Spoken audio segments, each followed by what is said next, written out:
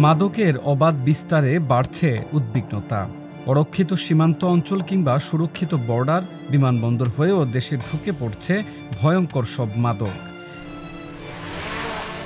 এবার অত্যাধুনিক প্রযুক্তি ব্যবহারের মাধ্যমে সীমান্ত অঞ্চলের মাদক চোরা কারবার ও অবৈধ ব্যবসায়ীদের শনাক্তের পরিকল্পনা করছে সরকার। সার্বক্ষণিক ড্রোন ক্যামেরা, আর্টিফিশিয়াল ইন্টেলিজেন্স ও বডি অন ক্যামেরার মতো প্রযুক্তির সহায়তা নিয়ে অবৈধ মাদক নিয়ন্ত্রণের সিদ্ধান্ত নিচ্ছে স্বরাষ্ট্র মন্ত্রণালয়ের সুরক্ষা বিভাগ।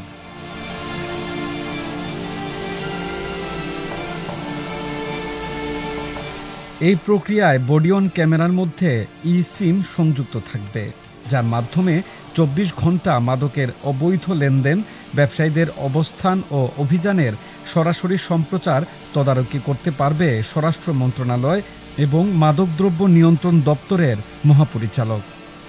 বেশিরভাগ ইয়াবা মায়ানমার থেকে আসে। কোন নৌকায় কে কিভাবে ইয়াবা নিয়ে আসে আমরা আসলে সেটা জানি না, এবং আমাদের সেরকম যে আমরা আইডেন্টিফাই করতে পারি না।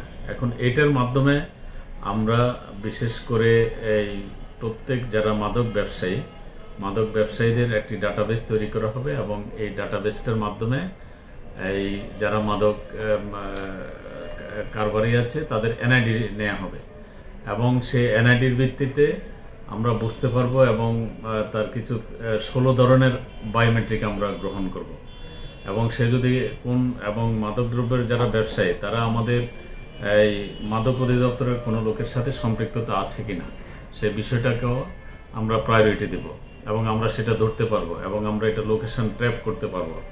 আর বিশেষ করে কোনো ব্যবসায়ী যদি কোনো নৌকা বা কোনো ইয়ের মাধ্যমে দিয়ে আসে, আমরা সেটা এই ড্রোন 20 কিলোমিটার পর্যন্ত, এবং আরও অত্যাধুনিক ড্রোন আছে যেটা 100 কিলোমিটার পর্যন্ত যেতে পারে, সেখান থেকে আমরা আইডেন্টিফাই করে এবং তাদের চালানগুলো কোনটা কিভাবে আসছে সেগুলো আমরা নিতে পারবো। ঊর্ধ্বতন কর্মকর্তাদের নির্দেশনা, আমরা টেকনোলজিকে ডেভেলপ করে এবং বিশেষ করে আর্টিফিশিয়াল ইন্টেলিজেন্স এআই এর মাধ্যমে কিভাবে মাদক সেবীদেরকে আইডেন্টিফাই করা যায়, এবং তারা যখন এয়ারপোর্টে চলাচল করবে তাদের চোখের আইডেন্টিফাই দিয়ে যাতে বুঝতে পারে যে এই লোকটা মাদক ব্যবসায়ী, এবং তার বায়োমেট্রি আমাদের কাছে থাকবে, সেখানে ক্যামেরা থাকবে, ক্যামেরায় তার ফোকাস ফেস পড়লেই অটোমেটিক্যালি চলে আসবে সে মাদক ক্যারি করছে বা সে মাদক ব্যবসায়ী। তখন তাকে সব যাত্রীকেই আমার আইডেন্টিফাই করার বা টেস্ট করার প্রয়োজন নাই।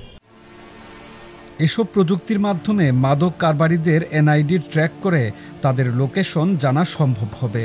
মাদক বিরোধী অভিযান চলাকালে অনেক সময় নিরপরাধ মানুষকে হয়রানির শিকার হতে হয়। সুরক্ষা বিভাগ জানাচ্ছে, এই প্রযুক্তি ব্যবহারের মাধ্যমে সাধারণের হয়রানিও কমবে।